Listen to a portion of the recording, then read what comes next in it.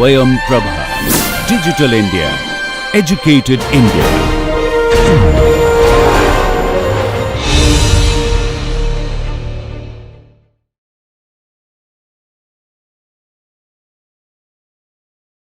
இன்றைய பாடத்தில் six sigma என்பதை பற்றி படிக்கப் போகிறோம். இந்த இடத்துல சிக்ஸ் சிக்மா என்பது இங்கே அண்டர்ஸ்டாண்டிங் சிக்ஸ் சிக்மா என்ற ஸ்லைடு மூலமாக படிக்கப் போகிறோம்.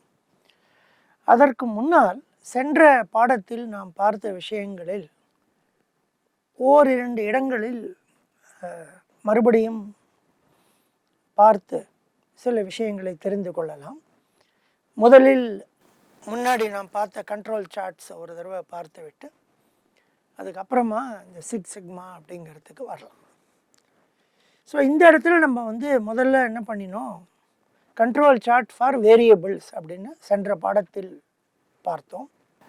அதாவது வேரியபிள்ஸ் அப்படின்னாக்கா மெஷர் பண்ணுறது. இப்போ ஒரு டயமீட்டரை மெஷர் பண்ணுறாங்க, ப்ரொடியூஸ் பண்ணிவிட்டு உற்பத்தி செய்துவிட்டு இன்ஸ்பெக்ஷன் அந்த டயமீட்டரை மெஷர் பண்ணி பண்ணுறோம். இப்போது சில நேரங்களில் சில பொருட்கள் எல்லாம் மாஸ் ப்ரொடக்ஷன் பண்ணும்போது ஆயிரக்கணக்கான ஒன்றன் பின்னால் ஒன்று வந்து கொண்டிருக்கும். ஸோ எல்லாத்தினையும் மெஷர் பண்ண முடியாது. அதனால் அதிலிருந்து ஒரு சாம்பிள் எடுத்துக்கிறோம். அதை ஸ்டாட்டிஸ்டிக்ஸில் படிச்சிருப்பீங்க. சாம்பிள் அப்படின்னு ஒன்று உண்டு, பாப்புலேஷன் ஒன்று உண்டு.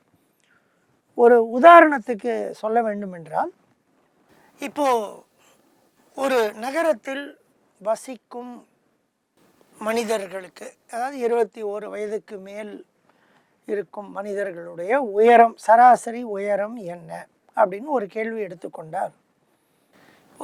எந்த நகரமாக இருந்தாலும் அதில் ஆயிரக்கணக்கான லட்சக்கணக்கான மக்கள் கூட வசித்து கொண்டிருப்பார்கள். 20-21 வயதுக்கு மேலே எல்லாரையும் கூப்பிட்டு அவங்க ஹைட்டை மெஷர் பண்ணி சராசரி ஆவரேஜ் எடுக்க முடியாது. அந்த வசித்து கொண்டிருக்கும் அத்தனை பேரும் அது பேர் பாப்புலேஷன் என்று பெயர். நம்ம ஒரு சாம்பிள், அதில் ஒரு 100 பேரோ 1000 பேரோ எடுத்து அவர்களுடைய உயரத்தை எடுத்துக்கொண்டு அதை சராசரி பண்ணி கிட்டத்தட்ட அது போல் இருக்கலாம் அப்படின்ற முடிவுக்கு வருவோம். ஸோ மெஷர் பண்ணும்போது நம்ம ஒரு சாம்பிள் தான் மெஷர் பண்ணுவோம், எல்லாத்தையும் மெஷர் பண்ண மாட்டோம். அந்த ஐடியாவை சொல்வதற்காக அந்த உதாரணத்தை கொடுத்தேன். சில சமயங்களில் சில ப்ராடக்ட்ஸ் பண்ணும்போது 100% இன்ஸ்பெக்ஷன் அப்படின்னு சொல்லுவாங்க. அப்போ வால்யூம் ரொம்ப அதிகமாக இருக்காது, அதனால் பண்ணுற எல்லா பொருட்களையும் இன்ஸ்பெக்ட் பண்ணுவாங்க. அது ரொம்ப கம்மி, ரொம்ப ரேர். சாதாரணமாக சாம்பிளை எடுத்துக்கொண்டு இன்ஸ்பெக்ட் பண்ணுறது. அதனால தான் இந்த மியூ அண்ட் சிக்மா அப்படின்னு 2 நொட்டேஷன் யூஸ் பண்ணுவோம். ஸ்டாட்டிஸ்டிக்ஸில் இதெல்லாம் படிச்சிருப்பீங்க. மியூ அப்படிங்கிறது மீன், அதாவது சராசரி. சிக்மா அப்படிங்கிறது ஸ்டாண்டர்ட் டீவியேஷன். இது கிரீக் லெட்டர்ஸ், அங்கிருந்து வந்த வார்த்தைகள்.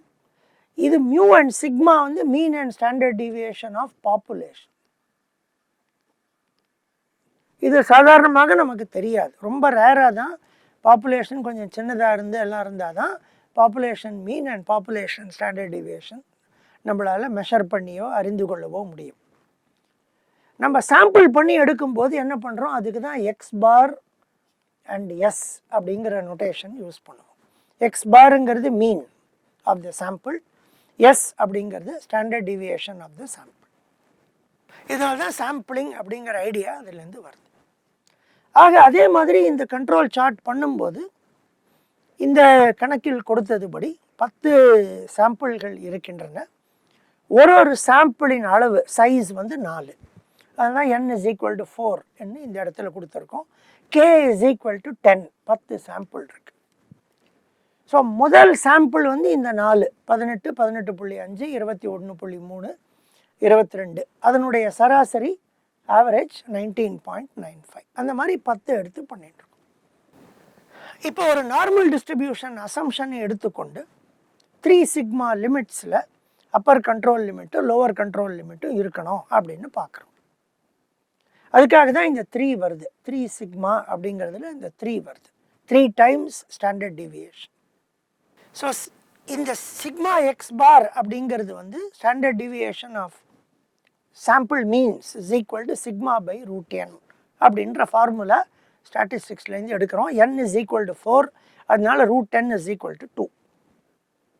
இப்போ அந்த சிக்மாங்கிறது தெரிந்திருந்தால் இங்கே நான் கிவன் சிக்மா ஈக்குவல் டுன்னு போட்டிருக்கேன். இது வந்து பாப்புலேஷனோட ஸ்டாண்டர்ட் டிவியேஷன். இது தெரியாது நமக்கு. கணக்கு போடுவதற்காக நான் கொடுத்த ஒரு நம்பர் இது 1.33.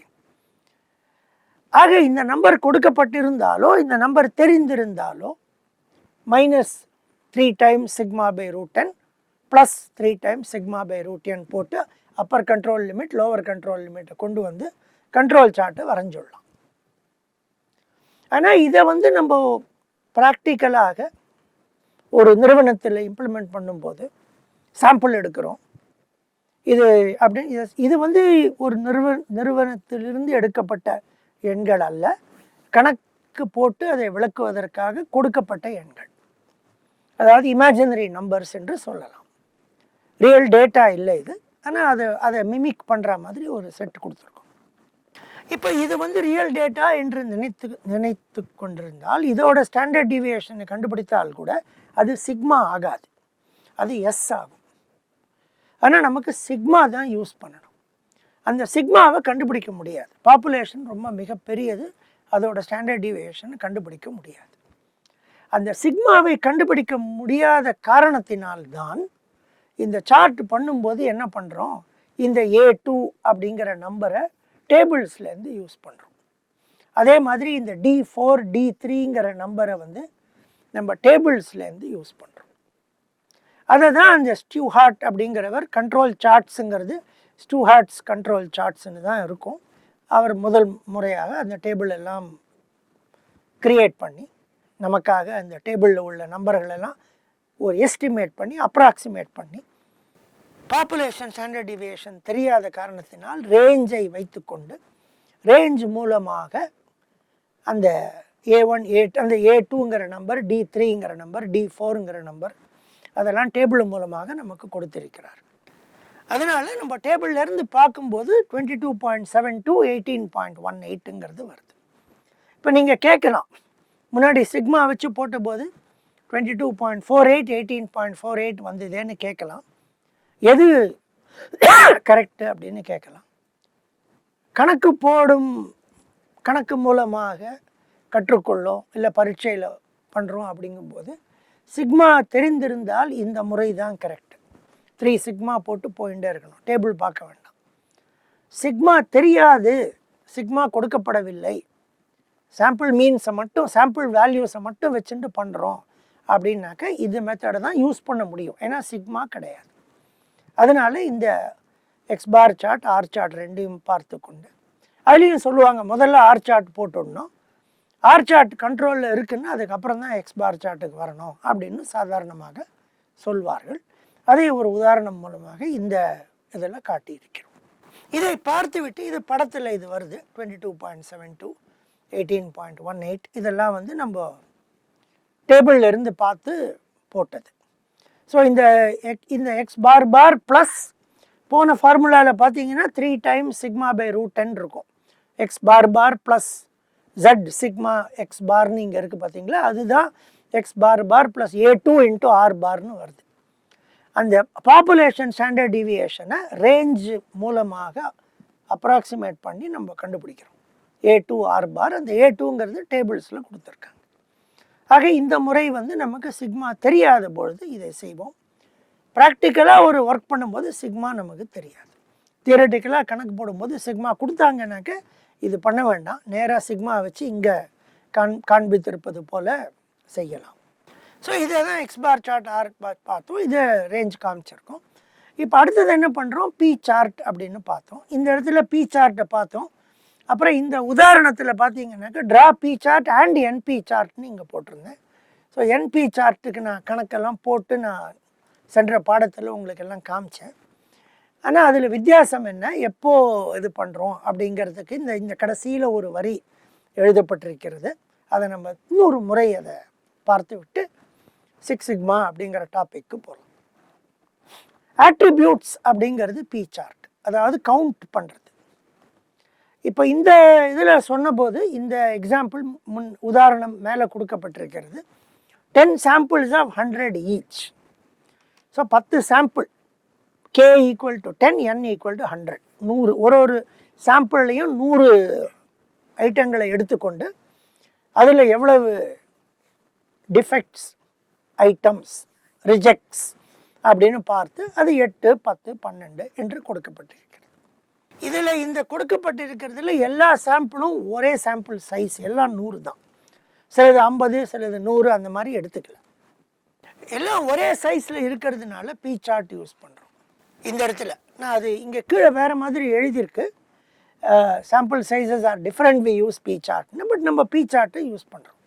அதை நான் பின்னாடி வரும்போது எக்ஸ்பிளைன் பண்ணுறேன். பர்சன்டேஜ் எடுக்கிறோம். ஸோ 8, 10, 12ங்கிறது நம்பர் ஆஃப் டிஃபெக்ட்ஸ் அல்லது ரிஜெக்ட்ஸ். எத்தனை 100ல் எத்தனை ஐட்டம் ரிஜெக்ட் ஆகுது இல்லை டிஃபெக்டிவாக இருக்குது அப்படிங்கிறத சொல்லப்படுகிறது. அதில் பி சார்ட்டை நம்ம பர்சன்டேஜில் சொல்கிறோம். அதனால தான் பி வந்து 9% இருந்து 0.09 வருகிறது. ஸோ பி சார்ட்னு யூஸ் பண்ணும்போது பர்சன்டேஜ். ஸோ பி பார் சொல்லிட்டோம், சிக்மா பி சொல்லிட்டோம், அதிலிருந்து கண்ட்ரோல் லிமிட்ஸை போட்டுட்டோம். இதே கணக்கு வந்து என்பி சார்ட்டில் நம்ம பண்ணும்போது என்ன ஆகுதுன்னு பார்த்தீங்கன்னாக்க உங்களுக்கு n அப்படிங்கிறது சாம்பிள் சைஸ், என்னங்கிறது காமனாக இருக்குது, எல்லாத்துக்குமே 100 தான். அதனால என்ன ஆகுது நம்மளுக்கு, இப்போ என்பி பார் அப்படிங்கிறது வந்து பர்சன்டேஜில் வராமல் நம்பரில் வருது. ஸோ அங்கே 0.09 என்று கொடுக்கப்பட்டிருக்கிறது, இங்கே 9 வருது. ஏன்னா எல்லாத்துக்குமே 100 தான் sample size. So sample size காமனாக இருக்கிறதுனால 0.09 அப்படிங்கிறது 9 வந்துடுது. அதே மாதிரி ஸ்டாண்டர்ட் டிவியேஷன் வந்து 0.0286 அப்படிங்கிறது 2.6818ன்னு வந்து விடுகிறது. கண்ட்ரோல் லிமிட்ஸ் போடும்போது உங்களுக்கு 17.6 அண்ட் 004145 என்று வந்து விடுகிறது. எல்லாம் அந்த கரெக்டாக அந்த 100ல் மல்டிப்ளை ஆகி வருது. ஸோ பி சார்ட்டு என்பி சார்ட்டும் சேம் தான். ஆனால் எல்லா சாம்பிள் சைஸும் ஒரே மாதிரி இருக்கும்போது அந்த வேல்யூ ஒரே மாதிரி வேல்யூ வந்துடும். ஸோ என்பி யூஸ் பண்ணும். இப்போ சில சாம்பிள் வந்து 100, சில சாம்பிள் வந்து 50 அப்படின்னு இருக்கும்போது அந்த 100ல் எத்தனை சதவிகிதம் டிஃபெக்ட் ஆனது. இப்போ 100ல் 9 டிஃபெக்டாக இருக்குன்னா அந்த இடத்துல அந்த இதுக்கு 0.09. 50ல் 4 டிஃபெக்டாக இருக்குன்னா 0.08. ஸோ அதுக்கு தான் இங்கே லாஸ் சொல்கிறோம். when sample sizes are different, தனித்தனியாக ஒரு சாம்பிளுக்கும் எடுத்து பர்சன்டேஜ் போட்டு பண்ணணும். சாம்பிள் சைஸ் சேமாக இருந்ததுன்னா பி சார்ட்டு என்பி சார்ட்டு ஒன்று தான். அதனால என்பி சார்ட் யூஸ் பண்ணுவோம் அப்படிங்கிறத இந்த இடத்துல சொல்லியிருக்கோம். இது இந்த பி சார்ட்டை வரைஞ்சி காமிச்சிருக்கோம். அதற்கப்புறமா நம்ம வந்து இந்த டோட்டல் குவாலிட்டி மேனேஜ்மெண்ட் அதெல்லாம் பார்த்தோம். 7QC டூல்ஸ் போன்ற விஷயங்கள் எல்லாம் பார்த்தோம். பார்த்துவிட்டு இப்போது அண்டர்ஸ்டாண்டிங் 6 சிக்மா என்று ஒரு இது இருக்குது. இதில் ஒரு 3-4 ஸ்லைடு பார்க்க போகிறோம் இந்த பாடத்தில். இந்த 6 சிக்மா அப்படிங்கிறது எல்லாருமே இன்றைக்கி பேசின்னு இருப்பாங்க. குவாலிட்டின்னாக்க 6 சிக்மா தெரியுமா அப்படின்னு கேட்பாங்க. 6 சிக்மா சர்டிஃபிகேஷன் அப்படின்லாம் இருக்குது. அதில் பிளாக் பெல்ட், க்ரீன் பெல்ட், அந்த மாதிரி டிஃப்ரெண்ட் ஸ்டேஜஸ் ஆஃப் சர்டிஃபிகேஷன் இருக்குது. ISO சர்டிஃபிகேட் மாதிரி 6 சிக்மா சர்டிஃபிகேஷன் பண்ணுற மனிதர்கள், ஆர்கனைசேஷன்ஸ் அவங்களாம் இருக்காங்க. நிறைய பேர் வந்து குவாலிட்டியில் எனக்கு நல்லா படித்து அந்த ஒரு அறிவு அதை காட்டுவதற்கு டிகிரி மாதிரி இந்த 6 சிக்மா சர்டிஃபிகேஷன் வாங்கிப்பாங்க. இந்த 6 சிக்மா என்றால் என்ன அப்படிங்கிறத நான் இப்போ முதல்ல புரிந்து கொள்ள முயற்சி பண்ணலாம். ஃபஸ்ட்டு வந்து a process is said to be in control or stable if it is in statistical control.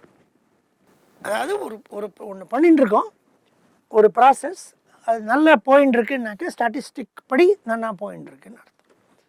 அப்போ ஸ்டாட்டிஸ்டிக்கல் கண்ட்ரோல்னால் என்ன? ஸ்டாட்டிஸ்டிக்கல் கண்ட்ரோல்னாக்க இங்கே அடுத்த லைனில் சொல்கிறோம், அடுத்த வரியில். A process is in statistical control when all special causes of variation have been removed and only common cause variation remains. இதை வந்து நம்ம சென்ற பாடத்தில் பார்த்தோம். காமன் காஸ் வேரியேஷன்னா இன்ஹெரண்ட் வேரியபிலிட்டி, அது நேச்சுரலாக அந்த வேரியேஷன் இருக்கும். அதுக்கு உதாரணம், இப்போது 10 மில்லிமீட்டரில் அது டர்ன் பண்ணி டயமீட்டர் போட்டு வந்துட்டே இருக்குது அப்படின்னு பார்த்தீங்கன்னா எல்லாம் கரெக்டாக 10 இருக்காது. அதில் சின்ன சின்ன வேரியேஷன்ஸ் இருக்கும். இப்போ ஒரு ஒரு ஒரு வேலையை செய்வதற்கு 10 நிமிஷம் ஆறுது, அதை செய்து கொண்டே இருக்கிறோம் அப்படின்னாக்க எல்லாமே கரெக்டாக 10 நிமிஷத்தில் வராது. 1 10, 10.1, 9.8 அந்த மாதிரி இருக்கும். அந்த வேரியேஷன் வந்து காமன் காஸ் வேரியேஷன் பேர். இன்ஹெரண்ட் வேரியபிலிட்டி அப்படின்னு பேர். சம்டைம்ஸ் அந்த ரேண்டம் வேரியேஷன் இந்த இடத்துல சொல்லுவோம். அது இல்லாமல் ஸ்பெஷல் காஸ் அப்படின்னாக்க ஏதோ ஒரு காரணத்தினால் அது மாறுகிறது, அந்த மாற்றத்தை விளக்க முடியும் ஒரு காரணம் கொடுத்து அப்படின்னா அது பேர் ஸ்பெஷல் காஸ். அந்த ஸ்பெஷல் காசஸ் எல்லாத்தையும் ரிமூவ் பண்ணிவிட்டு அந்த இருக்கிற வேரியேஷன் இன்ஹெரண்ட் வேரியேஷன் தான், காமன் காஸ் வேரியேஷன் தான் அப்படிங்கிற நிலைமைக்கு அந்த ப்ராசஸை கொண்டு வந்தால் அந்த process is in statistical control அப்படின்னு சொல்கிறோம். அடுத்த வரி கேப்பபிலிட்டின்னா என்ன? Process capability. அவர் வந்து he is capable of doing something அப்படின்னா அவருக்கு செய்யும் தகுதி இருக்கிறது, அவரால் அந்த வேலையை செய்ய முடியும் அப்படிங்கிற அர்த்தம். ஸோ ப்ராசஸ் கேப்பபிலிட்டின்னா அந்த ப்ராசஸுக்கு கேப்பபிலிட்டி இருக்குது. என்ன கேப்பபிலிட்டி இருக்குன்னாக்க it has a capability to meet specifications. ஒரு ஒரு ஸ்பெசிஃபிகேஷன் இருக்கும். அதாவது இப்போ நான் உதாரணத்துக்கு இந்த இத்தனை டயமீட்டர் டர்ன் பண்ணி பீஸாக வந்துட்டுருக்கு அப்படின்னாக்க அதுக்கு ஒரு ஆவரேஜ் இருக்கும், அது இதுக்குள்ளே இருக்கணும் அப்படின்னு சொல்லுவாங்க. Lower specification limit, upper specification limit அப்படின்னு சொல்லுவாங்க. ஒரு உதாரணத்துக்கு 10னாக்க 9.9லேருந்து 10.1க்குள்ளே இருக்கணும் அப்படின்னு ஸ்பெசிஃபிகேஷன் இருக்கலாம். சிலதுக்கு ஸ்பெசிஃபிகேஷன் கொஞ்சம் ப்ராடாக இருக்கலாம், நிறைய ரேஞ்ச் இருக்கலாம், சிலதுக்கு ரொம்ப ஆக்குரேட்டாக இருக்கலாம். ஆனால் ஸ்பெசிஃபிகேஷனை டிஃபைன் பண்ணுவாங்க. ஸோ ப்ராசஸை பண்ணும்போது நியர்லி 100% ஆஃப் தி அவுட்புட், எக்ஸாக்ட்லின்னு சொல்லலை, நியர்லி 100% ஆஃப் தி அவுட்புட் வந்து விதின் ஸ்பெசிஃபிகேஷன் இருந்ததுனாக்க process is capable. Control chart வரையும் போது நம்ம என்ன பண்ணுறோன்னா நம்ம எடுத்த சாம்பிளை வைத்துக்கொண்டு கண்ட்ரோல் லிமிட்டை வரைகிறோம். அங்கே ஸ்பெசிஃபிகேஷன் லிமிட்டை கொண்டு வரல, அதுக்குள்ளே விதின் தட் இருக்கான்னு பார்க்குறோம், கண்ட்ரோலில் இருக்கா இல்லையான்னு பார்க்குறோம். அப்புறமா அடுத்தது ஸ்பெசிஃபிகேஷன் லிமிட்டுக்குள்ளே வருதாங்கிறது அடுத்தது பார்க்கணும். அதை இப்போ பார்க்க போகிறோம். எப்போ கேப்பபிள்னாக்க mean and standard deviation of the process are operating such that upper and lower control limits are acceptable relative to the upper and lower specification limits. இப்போ அடுத்ததுக்கு வந்துட்டோம். கண்ட்ரோல் சார்ட் போடும்போது மெஷர் பண்ணி என்ன பண்ணுறோம், அப்பர் கண்ட்ரோல் லிமிட் லைனும் lower control limit லைனும் வரைகிறோம். இப்போ வந்து இப்படி வரைகிறோம்னு வைத்துக்கொள்வோம். இது மீன், இது அப்பர் கண்ட்ரோல் லிமிட், இது லோவர் கண்ட்ரோல் லிமிட் என்று வைத்துக்கொண்டால் ஸ்பெசிஃபிகேஷன் லிமிட் இங்கே இருக்குது அப்படின்னு வச்சுட்டோம்னாக்க இது அப்பர் ஸ்பெசிஃபிகேஷன் லிமிட், இது lower specification limit. Control limits வந்து ஸ்பெசிஃபிகேஷன் லிமிட்ஸ்க்குள்ளே இருக்குன்னாக்க க்ளீனாக வந்து கேப்பபிளாக இருக்குது.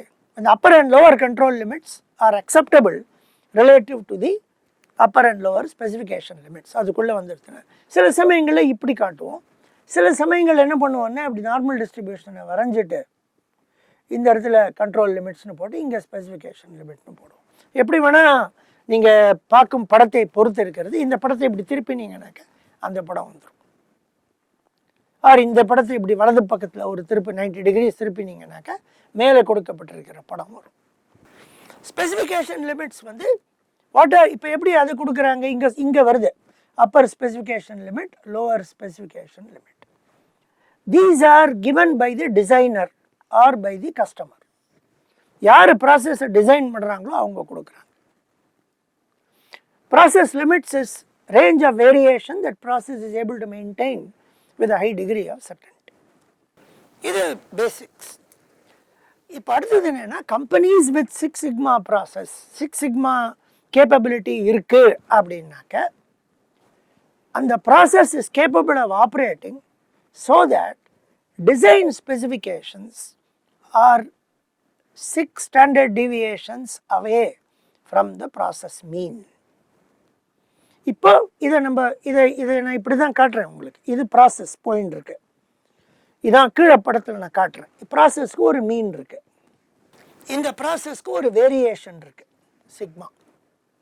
இப்போ இந்த எப்போ 6 சிக்மா கேப்பபிலிட்டி அப்படின்னு சொன்னான்னாக்க த வேரியேஷன் ஆர் சிக்மா, அந்த ப்ராசஸுடைய சிக்மா வந்து 6 standard deviations on either side இருக்கணும். இப்போ இந்த படத்தை பார்க்கும்போது உங்களுக்கு என்ன தோணும்னாக்க, நல்ல ஸ்பெசிஃபிகேஷன் லிமிட் நல்ல பெருசாக தான் இருக்குது, அதனால் சிக்மா அதிகமாக இருந்தால் கூட விதின் 6 சிக்மா வந்துடும் அப்படின்னு தோணும். ஆக்சுவலாக அது உண்மையல்ல. இந்த பெருசாக காட்டப்பட்டிருக்கிறது நம்ம புரிஞ்சுக்கணுங்கிறதுக்காக காட்டப்பட்டிருக்கிறது.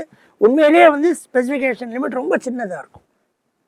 ஸோ ஸ்பெசிஃபிகேஷன் லிமிட் இப்படி இருந்ததுன்னா, இந்த இடத்துல ஸ்பெசிஃபிகேஷன் லிமிட் இருந்ததுனாக்கா இப்படி இருக்கணும், இதோட வேரியேஷன் இப்படி வரணும், அந்த மாதிரி வரும் உங்களுக்கு. அதாவது சிக்மா வந்து கம்மியாக இருக்கும். அப்போ தான் கொடுக்கப்பட்ட ரேஞ்ச் ஆஃப் ஸ்பெசிஃபிகேஷன் லிமிட்ஸுக்குள்ள இந்த ப்ராசஸ் இருக்குது. அது மட்டுமல்ல, 6 சிக்மா இந்த பக்கம் 6 சிக்மா அந்த பக்கத்தில் இருக்கணும் அப்படின்னு சொல்கிறோம். 3 இல்லை, 6 சிக்மா இருக்கணும். நம்ம முதல்ல நினச்சிப்போம், சரி 6 சிக்மாவுக்கு தானே இருக்கணும், அப்போ நிறையா நினச்சிப்போம். அப்படி இல்லை, இது கொடுக்கப்பட்டிருக்கிறது. அதனால் sigma should B small enough so that இந்த கொடுக்கப்பட்ட ரேஞ்சில் 6 சிக்மா ஆன் எய்தர் சைடு இருக்கணும் அப்படின்னு சொல்கிறோம். அது இருந்ததுன்னா அதுக்கு 6 சிக்மா கேப்பபிள் அப்படின்னு சொல்கிறோம். இப்போ அதுக்கு ஒரு உதாரணம் பண்ணுறோம். இப்போ ஒரு பொருளுக்கு லோவர் ஸ்பெசிஃபிகேஷன் லிமிட் 1.245ன்னு வச்சுக்கலாம், அப்பர் ஸ்பெசிஃபிகேஷன் லிமிட் 1.255ன்னு வச்சுக்கலாம். ஸோ 0.01 தான் உங்களுக்கு ரேஞ்ச். ப்ராசஸ் மீன் வந்து 1.250 இருக்குன்னு வச்சுக்கலாம். சிக்மா வந்து 0.002 இருக்குன்னு வச்சுக்கலாம். அப்போ ப்ராசஸ் கேப்பபிலிட்டி அப்படிங்கிறது என்னன்னாக்கா, உங்களுக்கு it is checking whether sigma is within அந்த range is within 6 times sigma அப்படிங்கிறது செக் பண்ணுறது. இதில் இப்போ இங்கே என்ன செக் பண்ணுறோன்னாக்க, இந்த ரேஞ்ச் லோவர் ஸ்பெசிஃபிகேஷன் லிமிட்டுக்கும் அப்பர் ஸ்பெசிஃபிகேஷன் லிமிட்டுக்கும் இருக்கிற ரேஞ்ச் வந்து 6 டைம்ஸ் ஸ்டாண்டர்ட் டிவியேஷனுக்குள்ளே இருக்கான்னு செக் பண்ணுறோம். நான் சிறிது நேரத்துக்கு முன்னால் வந்து உங்கள்கிட்ட என்ன சொன்னேன், இந்த பக்கம் 6 சிக்மா அந்த பக்கம் 6 சிக்மான்னு சொன்னேன். அதுக்கு பின்னாடி வருவோம். இப்போ ப்ராசஸ் கேப்பபிலிட்டி மெஷர்மெண்ட்டை மட்டும் பார்க்குறோம். ஸோ ஃபுல் ரேஞ்சை பார்க்குறோம். இந்த ரேஞ்ச் வந்து 6 சிக்மாக்குள்ளே இருக்கா அப்படின்னு பார்க்குறோம். இந்த ரேஞ்ச் 6 சிக்மாக்குள்ளே இருந்ததுனாக்க இதுக்கு 6 சிக்மா கேப்பபிலிட்டின்னு நம்ம சொல்லலை. இப்போது இது 6 சிக்மாக்குள்ளே இருந்ததுனாக்க ப்ராசஸ் கேப்பபிலிட்டி which is 0.833 6 சிக்மாக்குள்ளே இருக்குது, less than 1, so not capable, not process capable. இதே சிக்மா குறைந்து 0.002 இல்லாமல் 0.00083 அப்படின்ற மாதிரி சின்னதாக சிக்மா இருந்ததுனாக்க அதே ரேஞ்ச் டிவைட் பண்ணும்போது 2.008 என்று வரும். ஆக இட் இஸ் கிரேட்டர் தேன் 1, அதனால இது கேப்பபிள். இன்னும் நம்ம 6 சிக்மாவுக்கு வரல, 6 சிக்மாங்கிற ஒரு இதுக்கு வரல. 6 டைம்ஸ் சிக்மாக்குள்ள ரேஞ்ச் இருக்காங்கிற கால்குலேஷன் மட்டும் போட்டு அதற்கு ப்ராசஸ் கேப்பபிலிட்டி என்று ஒரு நம்பரை கொடுத்திருக்கிறோம். So when process capability is greater than 1, it is capable. when it is less than 1, it is not capable அப்படிங்கிறது இதில் புரிஞ்சுக்கிறோம். ரேஞ்ச் எடுத்திருக்கோம், ஞாபகம் வச்சுக்கோங்க. ரேஞ்ச் எடுத்திருக்கோம். ரேஞ்ச்னாக்க upper specification limit minus lower specification லிமிட்டை எடுத்திருக்கோம். இது ஒரு உதாரணம் மூலமாக சிபி அப்படிங்கிற ப்ராசஸ் கேப்பபிலிட்டி இண்டெக்ஸை வந்து நம்ம கண்டுபிடிக்கிறோம். இது சிபி என்று இருக்க வேண்டும். CP is equal to 2.008. இப்போ இதுக்கு வருவோம். 3 சிக்மா என்பது பேசிஸ் ஆஃப் கண்ட்ரோல் சார்ட். ஏன்னா மீன்லேருந்து upper control limit lower control limit 3 standard deviations ரொம்ப ஸ்டாண்டர்ட். அது கண்ட்ரோல் சார்ட் போடும்போதே நமக்கு தெரியும். 3 sigma is the basis of the control chart. இப்போ வந்து 99.73% of the times it will lie within the 3 sigma limits and 0.27% it will lie outside of 3 sigma limits if it follows a normal distribution. And the process normal distribution follow பண்ணிருக்கு அப்படின்னாக்க இந்த டேபிள்ஸ்லேருந்து standard normal டேபிள்லேருந்து இது standard normal டேபிள்னாக்க mu equal to 0 இருக்கும். நான் இங்கே US எல்லாம் காமிச்சிருக்கேன், பட் நார்மலாக மியூ ஈக்குவல் டு 0 இருக்கும். பட் மியூ 0 இருக்கணும்ல, மியூ கூட இருக்கலாம். அப்போது யூஎஸ்எல் எல்எஸ்எல்லாம் வேல்யூஸ் மாறும். மியூ ஈக்குவல் டு 0னா அது ஸ்டாண்டர்ட் டிவியேஷன்லேருந்து வரும். இப்போ வந்து அந்த 99.73ங்கிறது அந்த ஸ்டாண்டர்ட் நார்மல் டேபிள்லேருந்து வரும். 99.73 times வந்து it will be inside or within 3 sigma limits, and 0.27 it will be outside of 3 sigma limits. 0.27% it will be outside of 3 sigma limits. சிமெட்ரிக்காக நடுவில் இருந்ததுனாக்க உங்களுக்கு மீன்லேருந்து தானே போடுறோம், நார்மல் டிஸ்ட்ரிபியூஷன் கரெக்டாக இருக்குங்கிறதுனால ஹாஃப் வந்து இந்த பக்கம் இருக்கும், ஹாஃப் வந்து அந்த பக்கம் இருக்கும். இப்போ இதே வந்து நம்ம 6 சிக்மா போட்டோன்னா 3 சிக்மா போடாமல் இந்த படத்தில் 3 சிக்மாங்கிறது 99.73 with the rejection of 0.27. 6 சிக்மாங்கிறது rejection of 0.0000197% or 0.00197 defects per million DPM, defects per million observations DPMO. இதில் வந்து அந்த 2.34ங்கிறது வரல, நம்ம நிறைய படிச்சிருப்போம். 2.34 டிஃபெக்ட்ஸ் பர் மில்லியன்னு போடுவோம், அது வரல. இது எங்கேயோ 0.00197 டிஃபெக்ட்ஸ் பர் மில்லியனில் இருக்குது. ஆனால் இவங்க என்ன சொன்னாங்கன்னாக்க, if it has a 6 sigma capability then அந்த variance should be so small such that it is normally expected 6 sigma on either side. இந்த USL LSLக்கு நடுவில் இருக்கிற கேப்பில் variance should be so small that it should have 6 sigma on either side அப்படின்னா. அப்படி பண்ணால் 2.3 to the million வரல, 0.0 வருது. ஆனால் என்ன ஆகுதுன்னாக்க, ஒரு 6 சிக்மா கம்ப்ளையன்ஸ் ஒரு ப்ராசஸ்க்கு இருக்குது அப்படின்னாக்க அந்த process mean will also shift a little bit அப்படின்னு சொன்னாங்க. அதாவது இந்த மீன் வந்து ஷிஃப்ட் ஆகும். இங்கே இருக்க ஒரு மீன், இங்கே உதாரணத்துக்கு இங்கே 0 காமிச்சிருக்கேன், பட் ஒரு இதுக்கு சொல்கிறேன். இது வந்து 6 சிக்மா இங்கே இருக்குதுன்னு வச்சுக்கோங்க, இது மியூ ஈக்குவல் டு 0, 6 சிக்மா இருக்குன்னாக்க ரஃபாக வரைகிறேன்.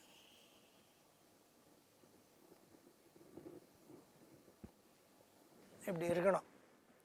ஆனால் என்ன ஆகும் அப்படின்றாங்கனாக்கா, மீன் வந்து கொஞ்சம் ஷிஃப்ட் ஆக சான்ஸ் இருக்குது. இப்படி இது 1.5 வரைக்கும் ஷிஃப்ட் ஆக சான்ஸ் இருக்குது மீன். ஸோ அப்போ வந்து உங்களுக்கு இப்படி வந்துடும் படம், இப்படி வரும். அல்லது இங்கே மீன் ஷிஃப்ட் ஆகும், ஸோ இப்படி வந்து அப்படி வரும் படம். இந்த மாதிரி மீன் ஷிஃப்ட் ஆக சான்ஸ் இருக்குது. ஸோ அந்த மாதிரி மீன் ஷிஃப்ட் ஆகும்போது என்ன ஆகும்னாக்க, உங்களுக்கு இப்போ 1.5 sigma to the right shift ஆச்சுன்னாக்க அக்செப்டன்ஸ் ஏரியா 6 சிக்மா இங்கே ஆல்ரெடி இங்கே டிசைட் பண்ணியாச்சு. ஆனால் 4.5 சிக்மா வந்து ரைட் சைடில் வரும். இப்போ இதில் நான் காமிச்சது போல் மீன் இங்கே ஷிஃப்ட் ஆகிடுதுனாக்க இந்த 6 சிக்மாவுக்கு நமக்கு பாக்கி இருக்கிறது 4.5 சிக்மா தான் இங்கே நமக்கு கிடைக்கும். இங்கே 7.5 சிக்மா கிடைக்கும். கூட்டினீங்கன்னா 12 சிக்மா வந்துடும். இப்படி இருந்ததுனாக்க, இப்படி மீன் ஷிஃப்ட் ஆச்சுன்னா இந்த பக்கம் 4.5 சிக்மாவுக்கு வரும், அந்த பக்கம் 7.5 சிக்மாவுக்கு வரும். நடுவில் இருந்ததுன்னா 6 சிக்மா 6 சிக்மா வரும். ஸோ நடுவில் 6 சிக்மா 6 சிக்மா வரும்போது ரிஜெக்ட் ஏரியா இப்படி இருக்கும்.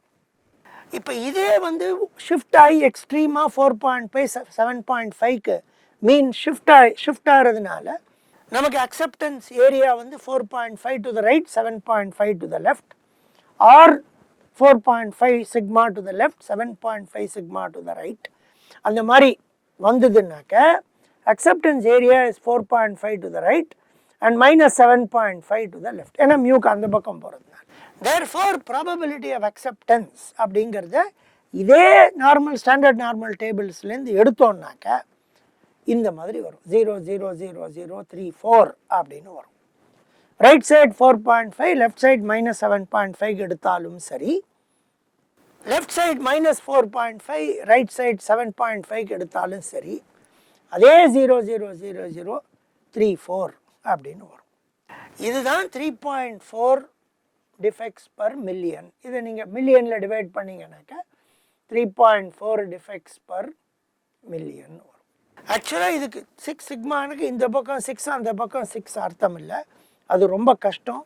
அதை வரத்துக்கு வந்து அதை விட இன்னும் கம்மியாக இருக்கணும். 197 எங்கேயோ இருக்குது அது பாட்டுக்கு, 1.97 கிட்டக்க போகும் அது. அது மாதிரி இல்லாமல் இது கொஞ்சம் மீன் ஷிஃப்ட் ஆகிறதுக்கும் நம்ம ஒரு அலவன்ஸ் கொடுத்து, மீன் ஷிஃப்ட் ஆகும்போது இந்த பக்கம் 4.5 அந்த பக்கம் 7.5 அல்லது அந்த பக்கம் 4.5 இந்த பக்கம் 7.5 வச்சானாக்கா அந்த 4.5ல நமக்கு கொஞ்சம் கெயின் கிடைக்கும். இன்னும் கொஞ்சம் டிஃபெக்ட் கொஞ்சம் பர்மிட் பண்ணும். அந்த 4.5 7.5 ரொம்ப கம்மியாக்கிடும். ஆனால் அந்த 4.5 வில் அலோவ் ஃபார் சம்திங். அதனால 3.00 3.4 defects per million is 6 sigma compliance அப்படிங்கிறது இதில் வருது. இதுதான் இந்த 6 சிக்மா அப்படிங்கிறதனுடைய தத்துவம், அதனுடைய ஃபிலாசபி. அதனால இப்படி வருது. ஸோ 6 சிக்மா கம்ப்ளையன்ஸ் இருக்கணும். ஐடியலி ரெண்டு பக்கமும் sigma should be so small that the USL and எல்எஸ்எல்லுக்குள்ள 6 டைம்ஸ் வேரியேஷன் கொண்டு வர முடியணும். பட் அது ரொம்ப இதாக போகும். மீன் ஷிஃப்ட் ஆகிறதுனால 3.4 டிஃபெக்ட்ஸ் டு த மில்லியன் நம்மளுக்கு அது கொடுக்கும். இதை இந்த படத்தில் காமிச்சிருக்கேன். இதை அச்சீவ் பண்ணுறதுக்கு முதல்ல என்ன பண்ணான்னாக்க டெம்மிங் அப்படின்றவர் கண்டுபிடிச்சதுபடி பிடிசிஏ அப்படின்னு சொன்னாங்க. Plan do check act. எந்த ப்ராசஸாக இருந்தாலும் பிடிசிஏ சைக்கிள் அதை திருப்பி திருப்பி பண்ணினோன்னா நமக்கு ஹெல்ப் பண்ணும் அப்படின்னு படிச்சிருக்கோம். இப்போ 6 சிக்மா வந்ததுக்கப்புறமா டிஎம்ஏஐசி அப்படிங்கிறது define, measure, analyse, improve and control. So முதல்ல டிஃபைன் பண்ணணும், அப்புறம் மெஷர் பண்ணணும், அனலைஸ் பண்ணணும் 6 சிக்மாக்குள்ளே இருக்கான்னு, இல்லைன்னா இம்ப்ரூவ் பண்ணணும், கொண்டு வரணும், அதுக்கப்புறமா ப்ராசஸை கண்ட்ரோல் பண்ணணும். அதான் டிமேக்குங்கிறது இல்லை டிஎம்ஏஐசி அப்படிங்கிறது. இதெல்லாம் தான் நமக்கு குவாலிட்டியில் மிக புரிந்து கொள்ள வேண்டியது. இந்த பாடங்களில் ரொம்ப கம்மி டாபிக்ஸ் தான் நான் பண்ணியிருக்கேன் குவாலிட்டியில். அதுவே ஒரு பெரிய பாடமாக இருக்கும். கண்ட்ரோல் சார்ட்ஸை பற்றி கொஞ்சம் பார்த்தோம், டோட்டல் குவாலிட்டி மேனேஜ்மெண்ட்டை பற்றி கொஞ்சம் பார்த்தோம், 6 சிக்மா பற்றி பார்த்தோம். அடுத்த பாடத்தில் நம்ம சப்ளை செயின்குள்ளே நுழைந்து அந்த முன்னால் நாம் பார்த்த லொக்கேஷன் டெசிஷன், ப்ரொடக்ஷன் டெசிஷன் அதெல்லாத்தையும் நம்ம மறுபடியும் பார்க்கலாம். இதோட ஓரளவுக்கு ஆப்ரேஷன்ஸ் மேனேஜ்மெண்ட் அப்படிங்கிறதுல வர்ற டாபிக்ஸை ஒரு நிறைவுக்கு கொண்டு வரேன். ரொம்ப கஷ்டம் இது ரெண்டும். இங்கே தான் இது ஓஎம் முடியறது, இங்கே சப்ளை செயின் ஆரம்பிக்கிறதுன்னா சொல்ல முடியாது. ஓரளவுக்கு அதை கொண்டு வந்து வச்சுட்டு அடுத்த பாடத்திலிருந்து சப்ளை செயின் சம்மந்தப்பட்ட டாபிக்ஸை பார்க்கலாம். நன்றி.